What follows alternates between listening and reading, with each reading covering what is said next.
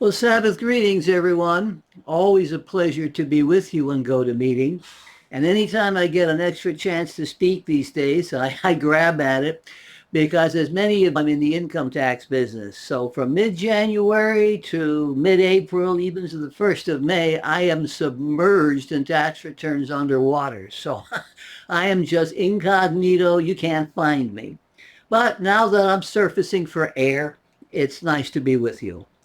Years ago, when I first began attending the church, I learned about different people, personalities, and so I decided that I was going to develop a folder entitled Great Personalities. And it would include kings and priests, emperors, captains of industry, musicians, scientists, athletes, people who were successful. I wanted to know why they were successful. What did they do? What made them what they were? And so I did. And in fact, I'm sad to say, from a carnal point of view, one of my favorites in that file died just recently. And he and I were about the same age. That was Jerry West, the great basketball guard for the Los Angeles Lakers. In fact, I first was introduced to him through an article. It was entitled The Toothpick Who Made It to the Top. Because he was a skinny guy, he didn't have the body for an athlete. He was told, oh, come on, Jerry, you're never going to be much of a basketball player. But he wouldn't say no. And to read about what he did and how he trained to become what he became, marvelous. Well, tonight we're not going to be looking at basketball players or scientists or kings. We're going to be looking at two individuals from the pages of the Bible, both women. And while I'm not going to sit here and tell you they were the greatest of the great, because God knows how he ranks them, but they are two of my favorites, and probably my two favorite female personalities. Their personalities were as different as night is from day. Their circumstances were as different as night is from day. But both persevered, both showed loyalty to God, both came through with flying colors. These amazing stories. So we're going to start first with Deborah. And her story will be found in Judges chapters 4 and 5. So if you'll start to turn there, we will meet each other. Now, one thing you need to realize in the book of Judges, especially chapters 4 and 5. Chapter 4 is written in prose, clear narrative. Chapter 5 tells you the same thing as chapter 4 does, but it is not in prose. It is in magnificent Hebrew poetry. You have parallelism, you have repetitions, you have what might be considered hyperbole. Well, that's all Hebrew poetry, but it is the same. So, first of all, this Deborah. Who is she? What did she do? How did she get to be where she was? First of all, we read that she was a prophetess in chapter 4 and verse 4. And Deborah, a prophetess, the wife of Lapidot, judged Israel at that time. Now, being a prophetess wasn't necessarily an amazing thing. Other women were prophetesses. Miriam was a prophetess. Huldah was a prophetess. Anna was a prophetess. So the fact that one is a prophetess is not by itself unusual. However, she judged Israel at that time. And what's more important, apparently she was the only one who was actually a judge. You had 11 judges mentioned in the book of Judges. She was the only female, and she was the only one who actually held court. It is not said that of any other. Look down to verse 5, the last sentence of verse 5. And the children of Israel came up to her for judgment.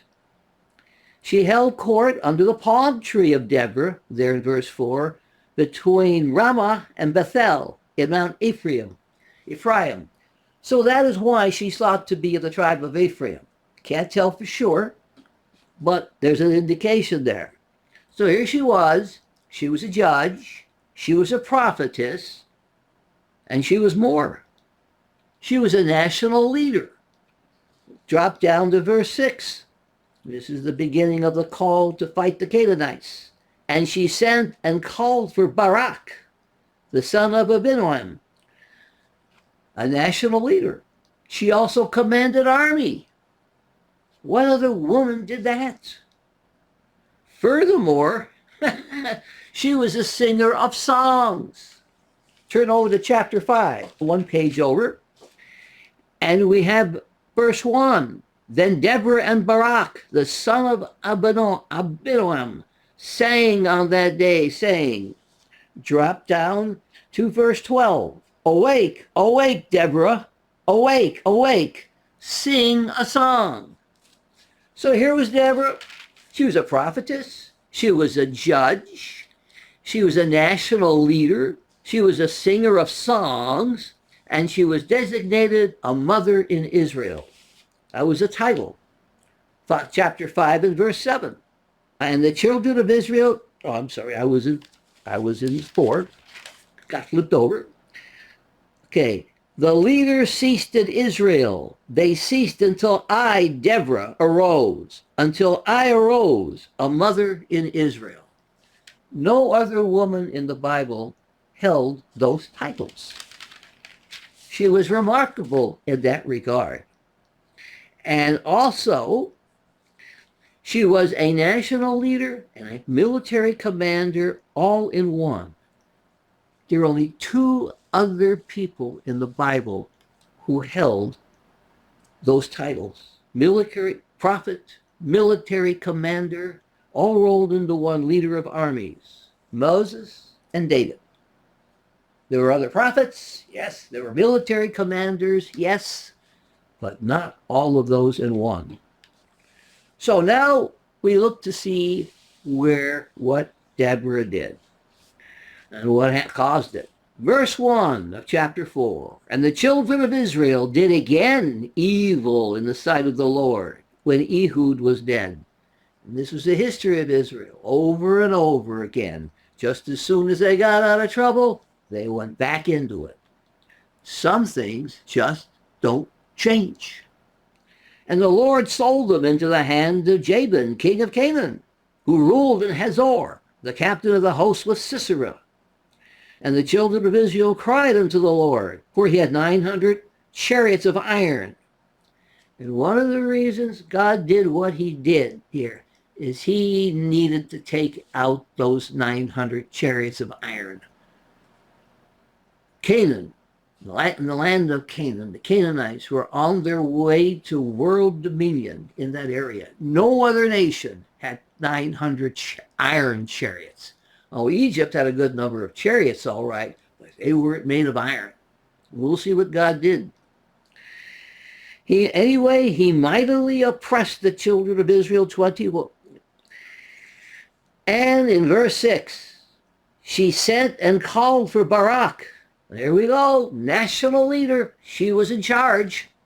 The son of Abinoam of Kadesh, and said to him, has not the Lord God commanded you, saying, go, draw toward Mount Tabor, take with you 10,000 men of the children of Naphtali and of Zebulun.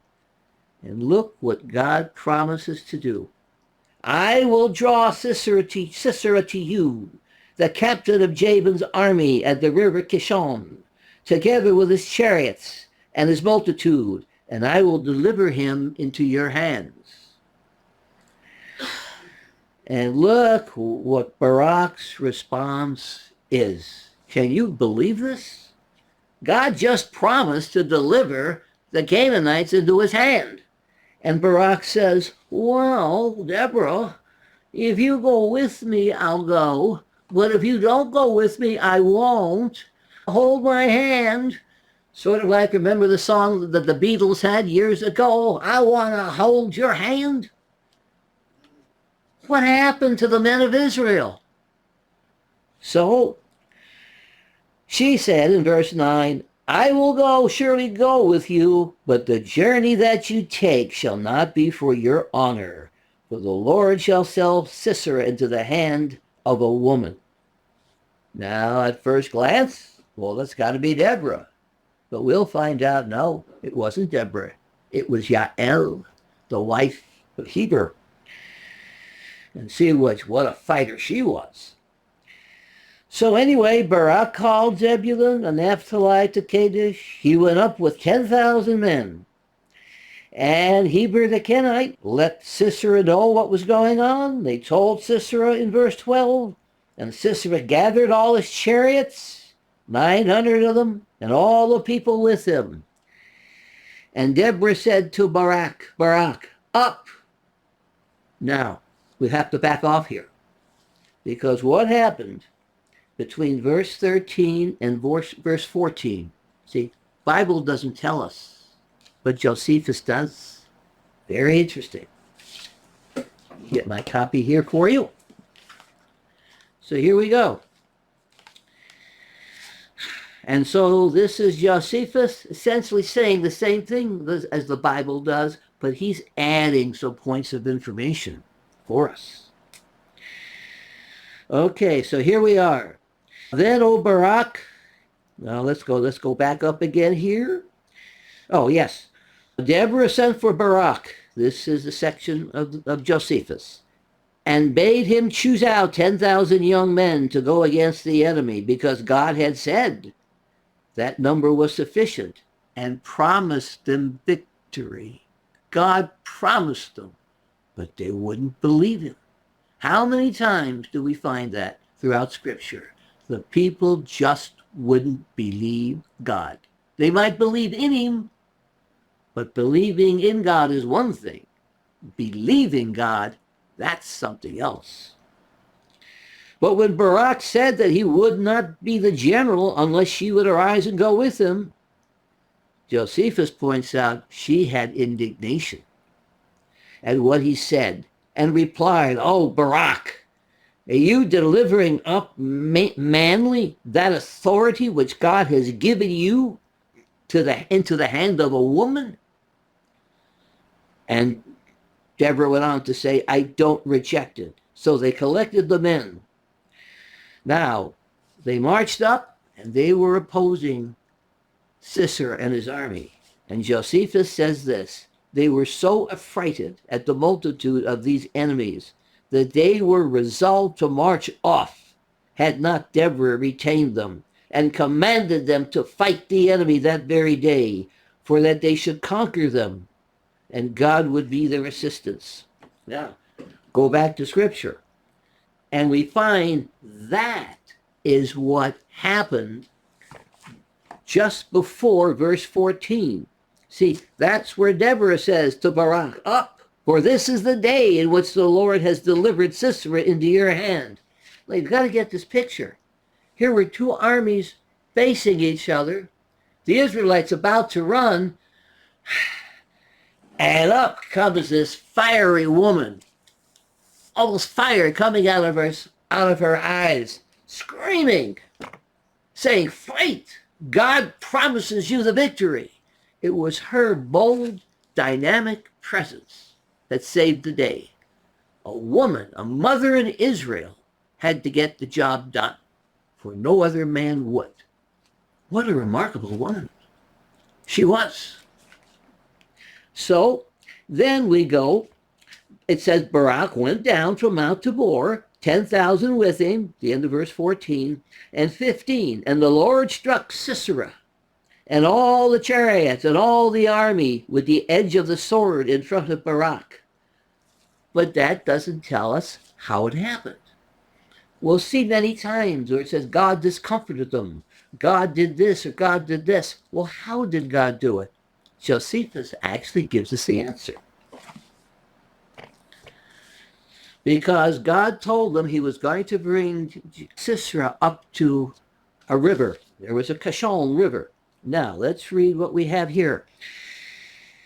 So the battle began, and when they were come to a close fight, there came down from heaven a great storm, with a vast quantity of rain and hail.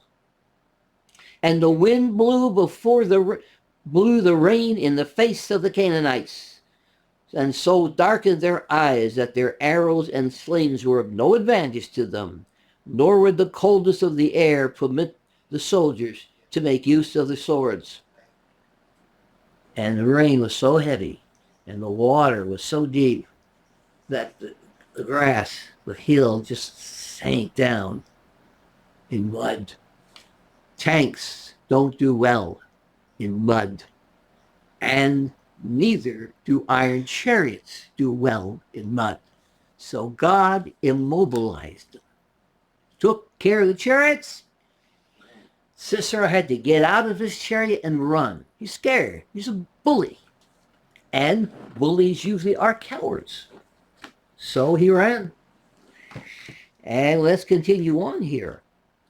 And we find out that Barak pursued after Sisera. Verse 15, the Lord struck Sisera and all the chariots, yes, with the rain, the wind, with the edge of the sword in front of Barak, so that Sisera got down from the chariot and fled on his feet. The chariot was useless, wouldn't budge. But Barak pursued after the chariots, and all the army of Sisera fell by the edge of the sword, verse 16. And Sisera fled on feet into the tent of Jael, the wife of Heber the Kenite, for there was peace between them. So we won't spend a lot of time here, but Jael went out to meet Sisera, enticed him in. Oh, come on in, rest yourself. And he says to her in verse 20, stand in the door of the tent, and it shall be when any man comes, asking of you, saying, is there any man here? You shall say, no man. No. Then Jael, this isn't very ladylike what she did. Then Jael, Heber's wife, took a peg of the tent and put a hammer in her hand and went softly to him, struck the peg into his temple, and beat it into the ground, for he was fast asleep. And so he died. And Barak was following, caught up, and she said, come in and I'll show you the man whom you seek. And when he came in to her tent, behold, Sisera lay dead, and the peg was in his temple. And on that day, God subdued Jabin, the king of Canaan, before the children of Israel. But while I might think, Jael, why did you do a thing like that? That wasn't ladylike. That wasn't feminine. Maybe you shouldn't have done that. Well, look at what God had to say about that. As soon as I find the, as I said, I was in chapter 4. Where are we here? Yes, chapter 5, verse 24. Blessed among women shall Jael, the wife of Heber the Kenite, be. She shall be blessed above women in the tent. He asked for water. She gave him milk. She brought forth butter in a lordly dish. She put her hand to the peg, and her right hand to the workman's hammer. She hammered Sisera. She smashed his head. She pierced and struck through his temple. And now we come into the poetry that I was talking about earlier. Read this. It said, he bowed between her feet. He fell. He lay down. Between her feet he bowed. He fell. Where he bowed, there he fell down dead. That is magnificent Hebrew poetry, describing what she did. So here was Jael. The glory went to her because Barak was afraid. Why? Didn't believe God. It took a woman.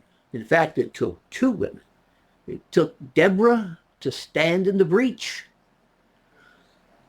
and somehow get those men to fighting. She was like Elizabeth I.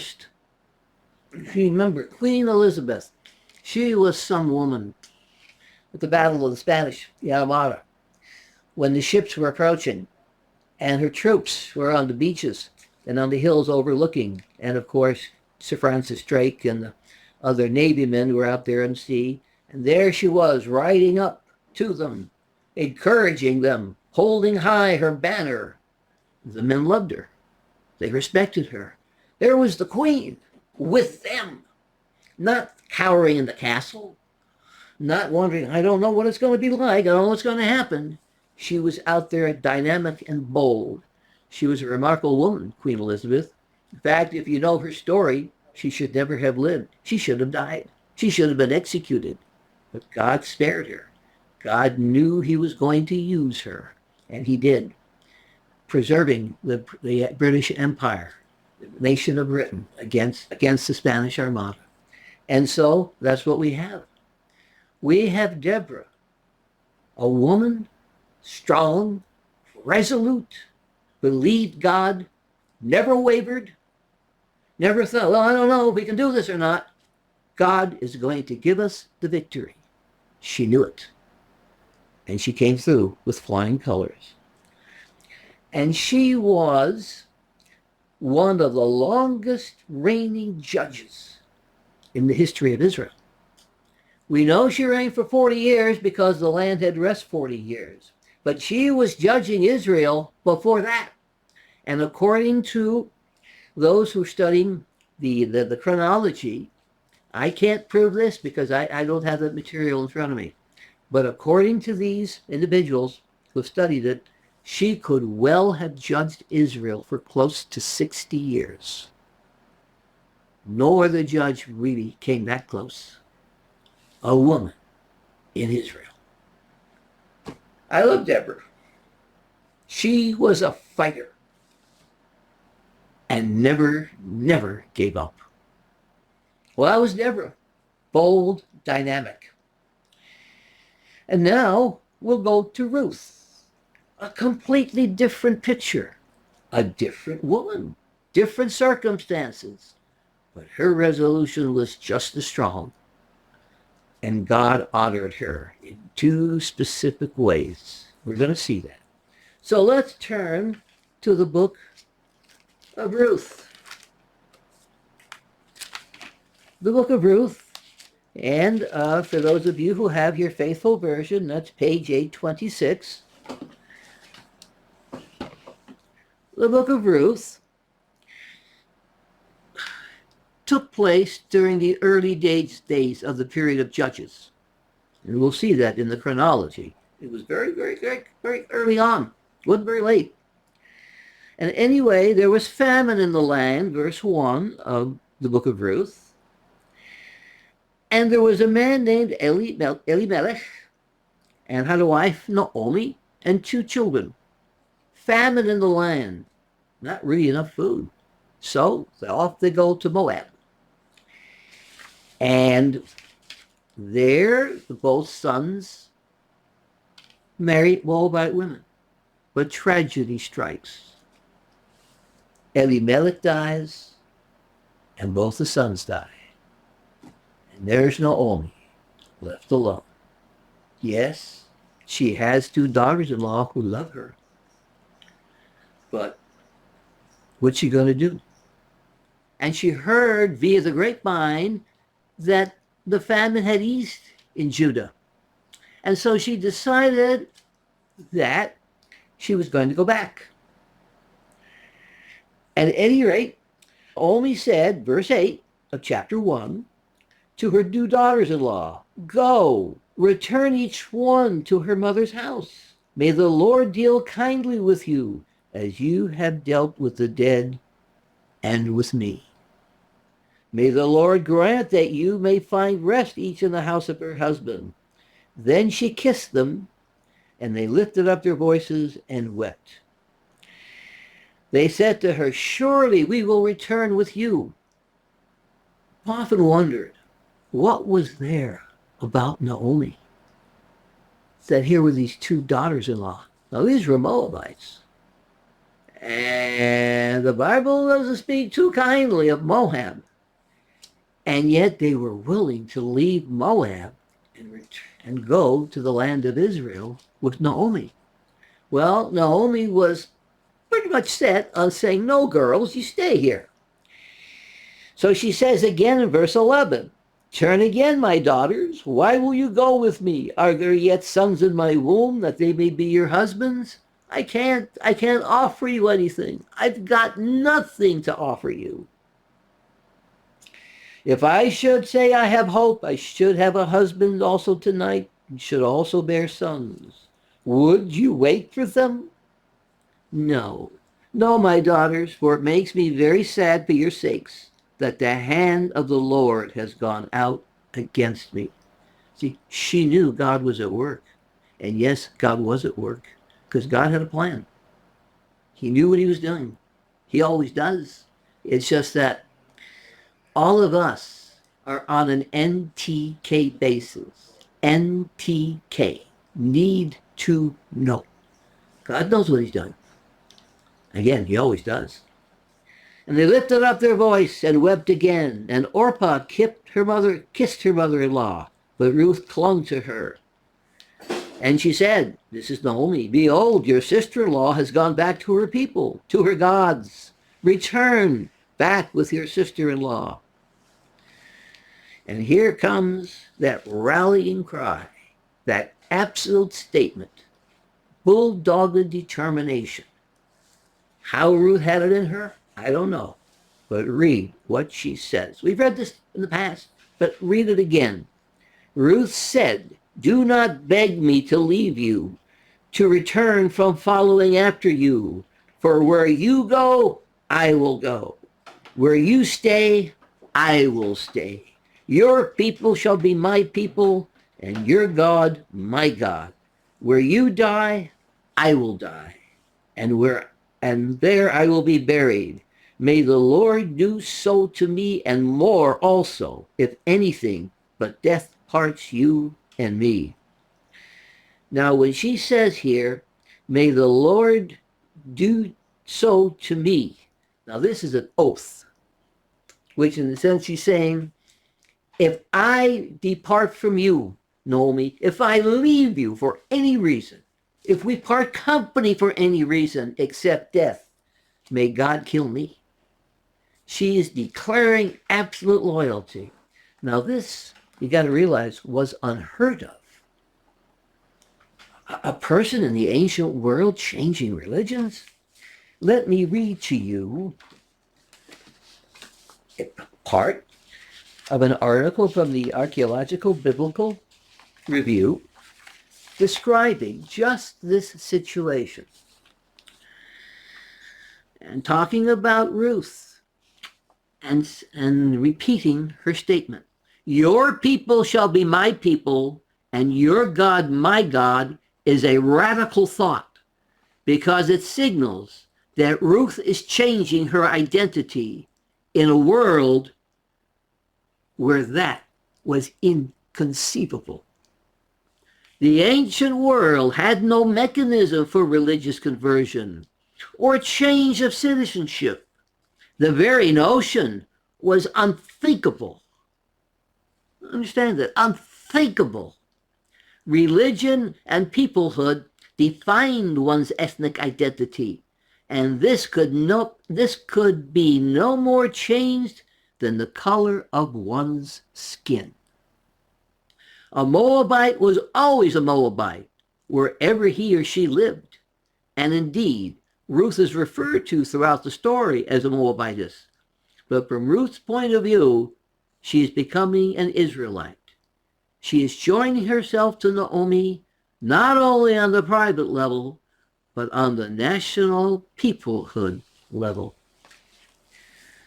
Jesus made a statement. In fact, he had two of them. And let me find out here. Hopefully I didn't put them away somewhere.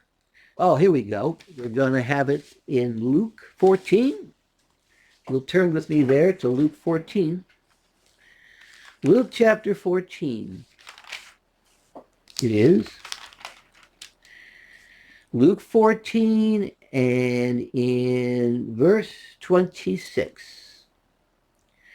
If anyone comes to me and does not hate his father and mother, now we understand the wording means love less, it's by comparison, and wife and children and brothers and sisters, and in addition his own life also, he cannot be my disciple.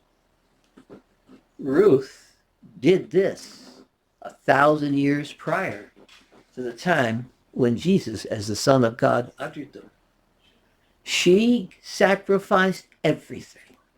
Father, mother, sister, brother, nation, everything she ever knew. All in the rearview mirror, she set her sights on serving the God of Israel and Naomi, her mother-in-law. Now this, again, was a revolution.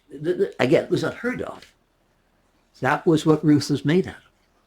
How she knew, what was there? I'm sure the Spirit of God was moving. I'm sure she was helped that way, although we're not specifically told that. But I think that's true. And when she said that, Naomi was speechless. She couldn't do anything. She just couldn't do it. And so when she saw, verse 18 of chapter 1, that she was determined to go with her, then she quit speaking. And verse 19, both of them went until they came to Bethlehem. And it came to pass when they came to Bethlehem, all the city was moved concerning them. And they said, is this Naomi? And she said to them, do not call me Naomi, call me Mara, which is bitterness, for the Almighty has dealt very bitterly with me. Remember the word Mara? Ring a bell with anybody? Exodus 15.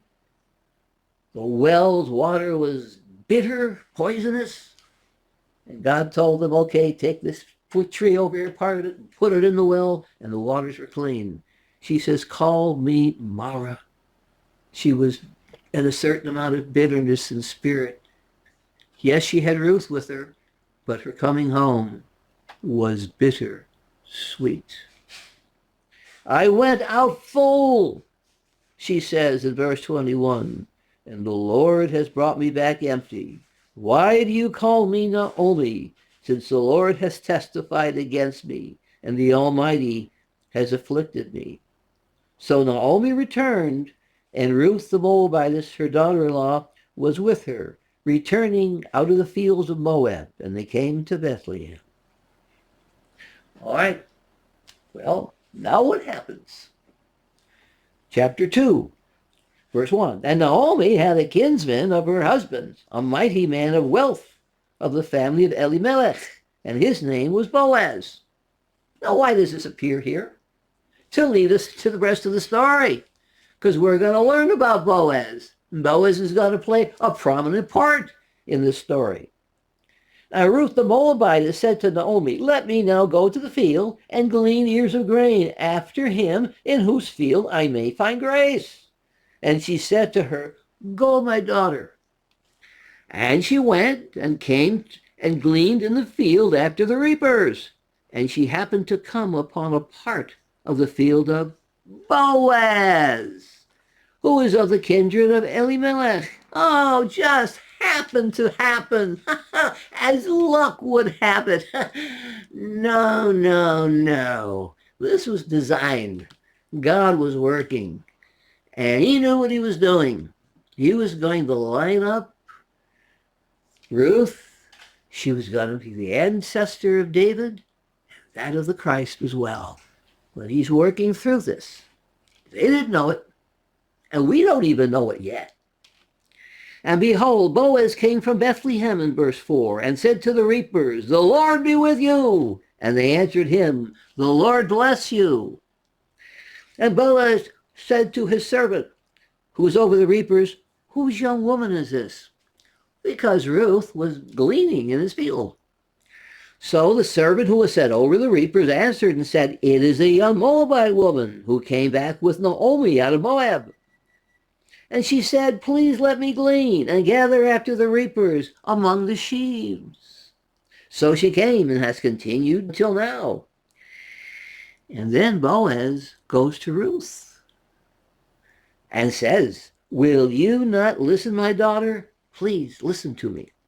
Do not go to glean in another field. Oh, Boaz wants her safe and sound.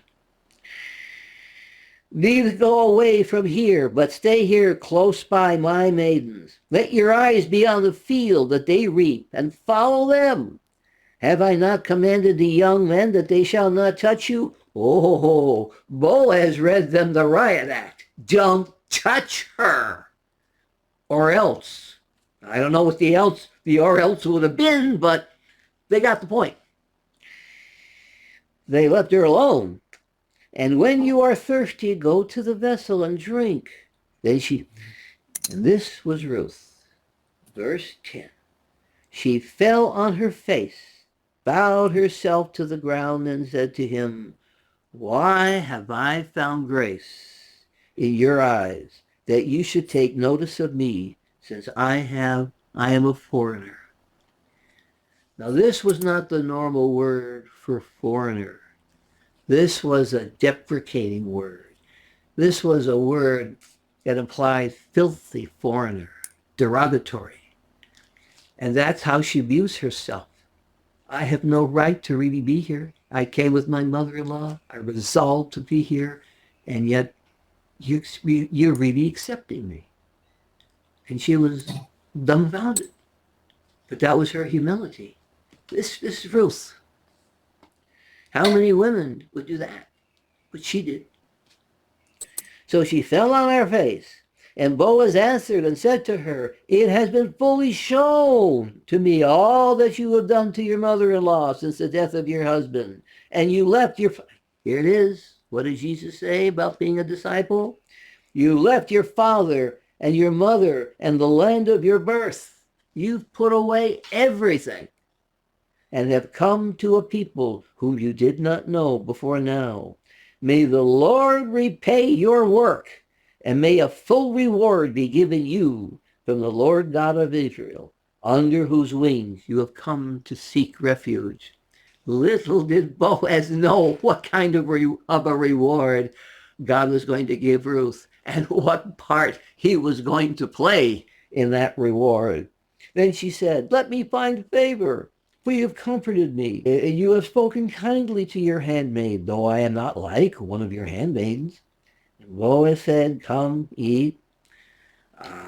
We go down here when she'd ridden up to glean. Boaz commands the young men, help her, look out for her, watch her. Anyway, she takes up what she gleaned and goes back to Naomi. And her mother-in-law, verse 19, after she had returned, telling her what happened, and her mother-in-law said to her, where have you gleaned today? Where did you work? Blessed is he who took notice of you. Yes. And she told her mother-in-law with whom she had worked, the man's name with whom I worked today was Boaz. And Naomi said to her daughter-in-law, blessed is he of the Lord, who has not left off his kindness to the living and the dead. And Naomi said to her, the man is near to us, a close kinsman. And Ruth the Moabitess said, said to me also, keep by my young men. Naomi said to the daughter-in-law, good, my daughter, go. And she kept close. Now, legally speaking, Ruth had no obligation to serve her mother-in-law. And her mother-in-law, Naomi, had no legal obligation to help Ruth. Now, that's just the way it was. They had no obligation to help each other at all. So, but Naomi says to herself, Ruth needs a husband. So, she knows of the law of when two brothers, or when one brother dies, and before having a child, then the nearest relative is to come in and provide seed for the deceased husband. So anyway, we find that verse 3 of chapter 3, wash yourself, anoint yourself, put your clothing upon you, go down to the threshing floor, and do not make yourself known to the man until he's finished eating and drinking and he's feeling good. And when he lies down, you mark the place where he lies. And you go down, uncover his feet, and lie down, and he will tell you what you shall do. And what does Naomi say? What does Ruth say to Naomi? All that you say, I will do. Subservient, obedient. Remarkable woman, this Ruth. Now, the interesting thing is, it says she went down to the threshing floor, did according to all that her mother-in-law told her. And when Boaz had eaten and had drunk, and his heart was merry, he was feeling good, all right. He went to lie down at the end of the heap of grain, and she came softly and uncovered his feet and lay down. Now, we're not 100% sure what to make of this. It could be that she was uncovering his feet, but feet also is a euphemism for one's organ. What exactly happened here? I'm not so sure. But nevertheless, it came to pass at midnight, he was startled. Who are you? And she answered, I'm your handmaid, Ruth, and you shall spread your skirt over your handmaid, for you are kinsman. Boaz knew what she meant. In Deuteronomy 25, you can read about that. Talks about it, two brothers, one doesn't have any children, dies. The other one was to marry the widow, provide the child, so that the name will not be blotted out of Israel. And Boaz recognizes that.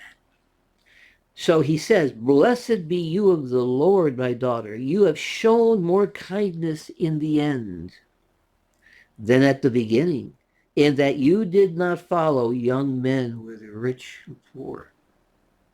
See, Boaz knows he's old enough to be her father. They're not going to grow old together. He's going to die before she will. He knows that. And he's marveling at the fact that she, Ruth, was willing to follow the laws of Israel. She said, your God will be my God. Your people, my people. She agreed to obey God in whatever God said, even if it meant that she would be a widow later on. That was her belief. That was her faith. That was her devotion to the God of Israel. Few people can that be said of, but we could say it of Ruth. So anyway, and now, my daughter, do not fear. I will do all that you ask. But now it is true that I am your kinsman redeemer, but there's also another one, nearer than I. So stay here with me, and I will see what I can do in the morning. And we know the story. The council was meeting. Boaz went up to the gate and sat down, chapter 4, verse 1. And the nearest kinsman came by. Boaz made the proposal. Look, here's Ruth. Redeem the land. You have the right to redeem the land and Ruth. He says, no, I can't do that. I don't think it was the land so much. For some reason, he did not want to get hooked up with Ruth. For whatever reason. So he backed off. And so, verse 2, he took 10 men of the elders of the city and announced that they would be married according to the law.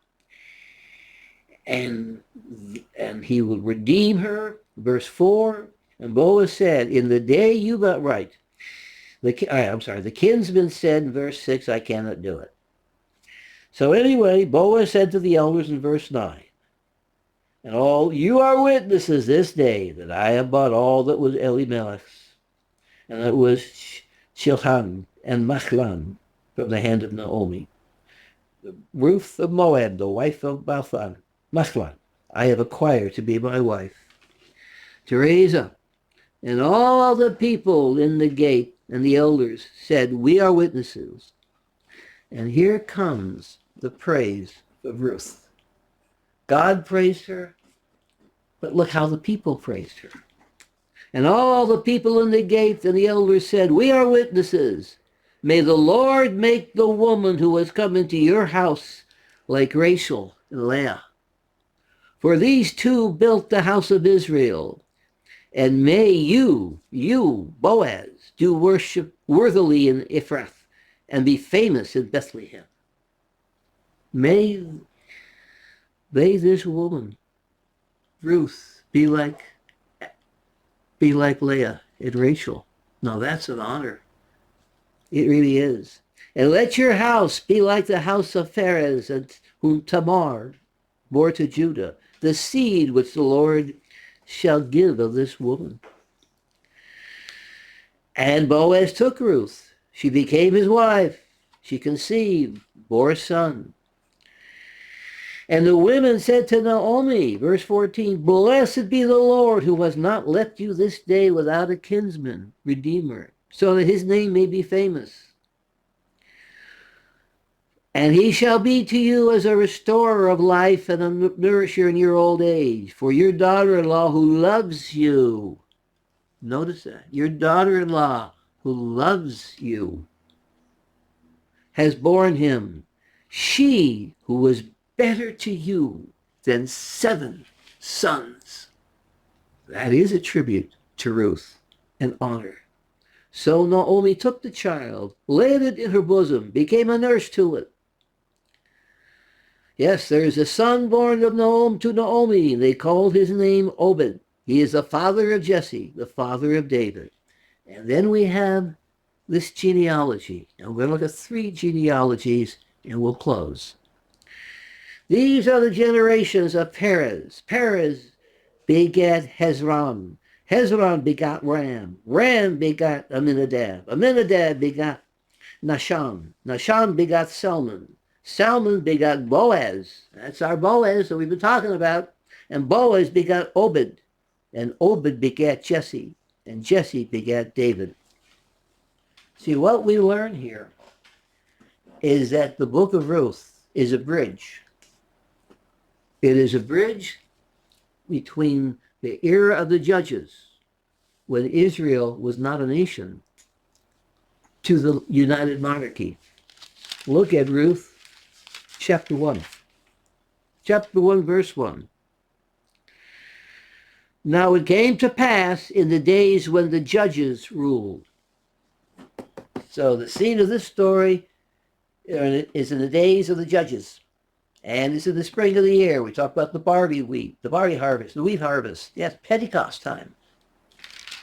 And in verse 22 of Ruth chapter 4, and Obed begat Jesse, and Jesse begat David, the united monarchy. It's a bridge between the two. And it's showing here that Salmon, not Salmon, but Boaz. Boaz was the ancestor of David. Well, now let's look at 2 other genealogies, and we will see how God honored Ruth. First, we're going to look at Matthew. Matthew chapter 1. Matthew chapter 1, verse 5 and 6. Matthew chapter 1, genealogy. And Salmon begat Boaz of Rahab. That's Rahab, Jericho, the scarlet thread. Was she a harlot? Was she an innkeeper? But she's mentioned. And Boaz begat Obed of Ruth. Ruth is mentioned in the genealogy. And Jesse begat David, the king. And David begat Solomon, of the one who had been the wife of Uriah. Is that the best God could do? Doesn't mention the name? Oh, that wasn't the best God could do, but that was the best that God was going to do. This was a bit of a snub and a put down because of what Solomon did. So his mother isn't even mentioned here, but Ruth is honored in the genealogy, which goes all the way back, going on to the birth of Jesus Christ. So Jesus, the Messiah, was part Moabite, one of the enemies of Israel, of whom it is said, not to the 10th generation will someone be allowed from Moab into Israel. Ruth was the exception. And now, look at Luke chapter 3. And look at this genealogy. Luke chapter 3. We've got here. We could pick it up here. Here we are. We have the son of Jacob. One book before here. Yeah, here we go. In verse 31, the son of Milas. We're talking about now the genealogy. The son of Menah, the son of Mattatha, the son of Nathan, the son of David. Solomon's line isn't even here. But this also was the line of Ruth. Ruth is here. God honored Ruth by putting her in the chronology. And God also honored Ruth in another way. She is one of only two women to have a name of a book in the Bible, the book of Ruth. And that book is read every Pentecost in every Jewish synagogue across the world, because that's one of the megalot, the 5 books, each one assigned to a holy day or a holiday. Purim is not a holy day, but it's a holiday. And in 2 days, listen, 2 days, this book is going to be read. It's in a way like a movie marquee. And there you are, there's the movie. And there it is. The book of Ruth, starring Ruth. Her name's up there. God honored her. She was beloved of God, along with Deborah. 2 women, faithful, resolved, steadfast, stubborn in a way, who would not falter, who would not fall down on the job, who gave God the credit. That's important. They both gave. Remember, Deborah, God is going to give the victory? Yes. And Ruth went and did whatever Naomi told her to do. She followed all the principles in the law pertaining to Israel, which of course pertained to her. She always obeyed this quiet, simple handmaid, who in reality was more than a handmaid. Both of them. Now maybe you can see why they're my favorites. I love them. I read their stories, and I think to myself as I read them, am I as good as they were? Am I living up in my lifetime to the laws of God, to his principles? Am I sacrificing? Am I doing enough? Am I doing enough as they did? Sometimes I wonder. But they were wonderful women, gallant, valiant women. And so we should all thank God for their example.